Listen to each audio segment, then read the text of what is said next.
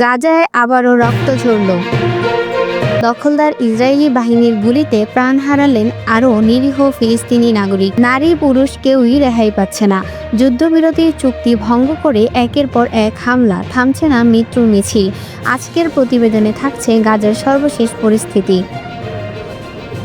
রবিবার 8 ফেব্রুয়ারি ফিলিস্তিনের গাজা উপত্যকায় আবারও প্রাণঘাতী হামলা চালিয়েছেন দখলদার ইসরায়েলি বাহিনী। ফিলিস্তিন ভিত্তিক সংবাদ মাধ্যম ওয়াফা এজেন্সি জানিয়েছে, নারী ও পুরুষসহ অত্যন্ত আরও 2 ফিলিস্তিনি নাগরিক শহীদ হয়েছেন।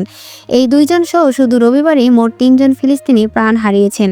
স্থানীয় হাসপাতালের বরাত দিয়ে জানা যায়, শহীদ হওয়া এক যুবকের নাম নাসিম আবু আল আজিম, বয়স মাত্র 20 বছর। গাজার দেইর আল বালা এলাকায় ইসরায়েলি বাহিনীর গুলিতে তিনি ঘটনাস্থলেই শহীদ হন। এদিকে আরেক হৃদয় বিতরক ঘটনার খবর পাওয়া গেছে। ডালিয়া খালেদ আসফর নামে এক তরুণী, যিনি আগে ইসরায়েলি হামলার গুরুতর আহত হয়েছিলেন, চিকিৎসাধীন অবস্থায় মারা গেছেন। জানা যায়, রাফাহর আল দাখিলিয়া এলাকার তার বাসায় হামলা চালায় ইসরায়েলি বাহিনী। এই হামলায় শুধু তিনি নন, তার নিজ সন্তানকেও হত্যা করা হয়। তাই নয়, রবিবার সকালে উত্তর গাজার বেত লাহিয়া এলাকার আরও এক ফিলিস্তিনি যুবককে গুলি করে হত্যা করা হয়েছে। মানবাধিকার সংগঠনগুলোর মতে, গত বছরের 11 অক্টোবর থেকে কার্যকর হওয়া যুদ্ধবিরতির চুক্তি লঙ্ঘন করে ইসরায়েলি বাহিনীর ইতিমধ্যে 579 জন সাধারণ ফিলিস্তিনিকে হত্যা করেছে।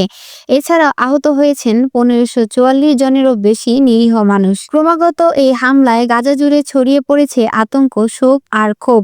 নিরাপদ আশ্রয়ের খোঁজে ছুটছে হাজারো পরিবার। গাজার আকাশে এখনো ভাসছে ধোঁয়া আর কান্নার শব্দ। যুদ্ধবিরতির প্রতিশ্রুতি থাকলেও থামছে না রক্তপাত। নিরীহ মানুষের এই মৃত্যু কবে থামবে, সেই প্রশ্ন এখন সবার মুখে। এমন আরও আন্তর্জাতিক মানবিক সংকটের সর্বশেষ খবর জানতে আমাদের চ্যানেলটি সাবস্ক্রাইব করুন, ভিডিওটি শেয়ার করুন। ধন্যবাদ।